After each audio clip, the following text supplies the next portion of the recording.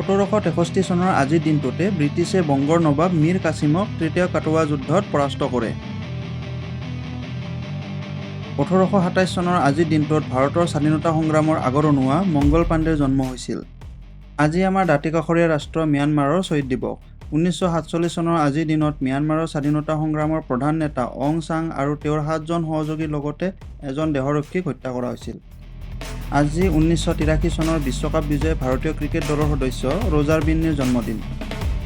1969 চনৰ আজিৰ দিনটোতে ভাৰতৰ 14টা প্ৰধান বেংক ৰাষ্ট্ৰীয়কৰণ কৰা হৈছিল। 1980 চনৰ আজিৰে পৰা মস্কোত গ্ৰীষ্মকালীন অলিম্পিকৰ আৰম্ভণি হয়। 2008 চনৰ আজিৰ দিনটোতে 1999 চনৰ কাৰ্গিল যুদ্ধৰ অসমীয়া শ্বহীদ তথা ৰাষ্ট্ৰীয় বীৰ কেপ্টেইন জিন্তু গগৈলৈ মৰণোত্তৰভাৱে বীৰ চিলাৰায় বঁটা প্ৰদান কৰা হৈছিল। এনেকুৱা ধৰণৰ ইনফৰ্মেটিভ ভিডিঅ' পাই থাকিবলৈ আমাৰ চেনেলটো ছাবস্ক্ৰাইব কৰাৰ লগতে এই ভিডিঅ'টোত এটা লাইক কৰি দিব।